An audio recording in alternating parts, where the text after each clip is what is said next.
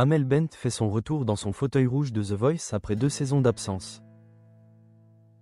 Cette émission, qui a contribué à faire d'elle l'une des coachs les plus appréciées, entame sa 15e édition avec des changements notables. La production a introduit des armes secrètes, des avantages stratégiques destinés à dynamiser la compétition entre les coachs. Cette saison, elle se retrouve entourée de Florent Pagny, figure emblématique avec 6 victoires à son actif, de Lara Fabian et du nouveau venu Taïk. Selon Amel Bent, cette configuration inédite apporte une énergie particulière à cette saison anniversaire. Concernant sa relation avec Lara Fabian, Amel Bent a partagé des souvenirs d'une rencontre qui remonte à plusieurs années. C'était avant la saison 9 de The Voice en 2020, car elle m'avait invité à chanter lors de l'une de ses concerts, se rappelle-t-elle. Cette première interaction a été marquée par une connexion immédiate.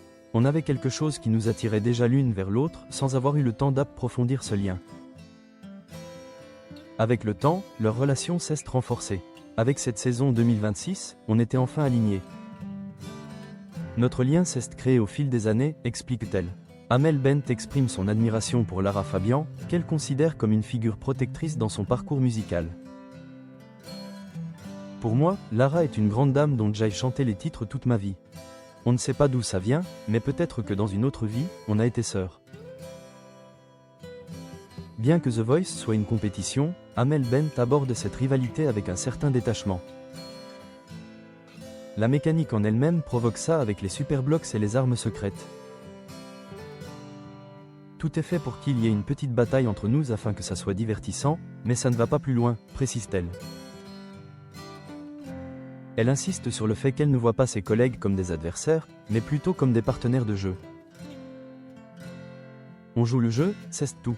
Pour elle, cette tension scénarisée apporte de la légèreté et de la bienveillance alors que certains destins se jouent sur le plateau. Cette saison, Amel Bent se retrouve dans une situation particulière. Plusieurs candidats la connaissent déjà. Ils m'ont pas mal charrié, comme si je connaissais la terre entière, raconte-t-elle avec humour. Passionnée de musique, elle consacre beaucoup de temps à découvrir de nouveaux artistes. La seule raison qui m'amène sur les réseaux sociaux, c'est pour découvrir des nouveaux talents, confie-t-elle. Dans une émission qui réunit les plus belles voix de France, il est donc logique qu'elle ait déjà repéré certains profils. Elle partage même une anecdote surprenante. Parmi les musiciens, il y a même eu un mec qui m'avait livré un frigo.